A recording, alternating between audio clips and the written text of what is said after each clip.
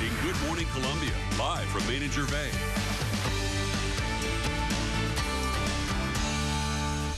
Boy, you know what it seems like, and maybe it's social media, maybe it just is quick to pace up, but it seems like it is always campaign season. It used to be we could take a break, but boy, it just doesn't stop. We live in a 24-hour news cycle thanks to social media. My gosh, Antjuan Seawright from Blueprint Strategies here to talk about the results and some of the surprising results, I think, in the primaries last night. The big primary election, of course, yesterday, setting us up for the November election.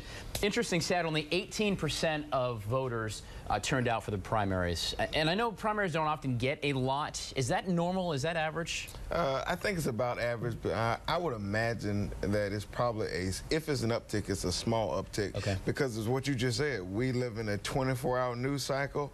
It's politics, Sure. politics, 365, 24/7, even in our sleep. And as a result, people, I think, care more about their government now. They're paying attention because they see how it impacts their lives. And so, you know, and last night was a result of just that. Some of the surprising. Now, I don't think so much surprising that we're going to have a runoff for the governor. Yeah, on the Republican side, that was expected. Right. I think we knew that.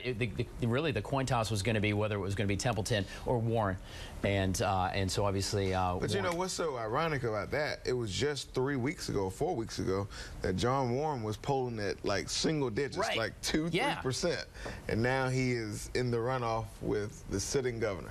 What do you think Templeton did wrong, or he just did Warren? I mean, did that? I know that there was a big hullabaloo about the gun, the snake video and things, or did Warren just kind of rise to the top? Well, I think money is a factor. I mean, he poured millions of dollars of his own money into his campaign. Right. So every second there was a John Warren for Governor TV ad. Sure. And he was talking about the issues. Versus Catherine, I think, got into a personality argument. She got away from who she is as a person. Sure. And making the case for why voters need to vote for her. And Warren was able to define his opponents and talk about what he would do differently. Sure. And that, not to mention there was a congressional race in the upstate where he's from, and that juice turnout in that area, so I think that made a difference too. And speaking of that, of course, that's Trey Gowdy seat, because Trey Gowdy returning to the Palmetto State, deciding to step down, announcing that earlier this year. And that was quite a little race up there as well. And in fact, it was it Shannon Pearce?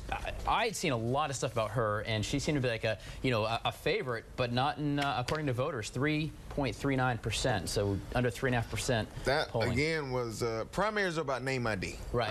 And so Timmons, the new state senator, has strong name ID and resources, and Lee Bright, the former state senator from Spartanburg, who had won many elections as an upstart and outsider. I mean, he had strong name ID with the voters, and he is someone who ran a campaign to the extreme right. And I think voters in that district probably were hungry and thirsty for that. And real quick, the other say potential, probably nervous thing anyway for our Attorney General, Alan Wilson. I think that he came a little closer than he necessarily wanted to with Atwater. You know, that race probably caught a lot of people by surprise. The current Attorney General had close to $1 million in the bank. We would normally think that money would define the race, but they're both from Lexington County area. They're both from the Midlands, so it was one-on-one, record versus record, who's going to be the best for the voters, and people showed up. I think last night's election was a rejection of the establishment. Sure.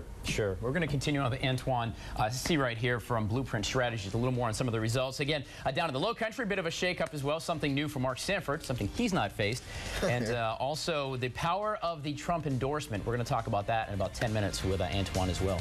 Don't move.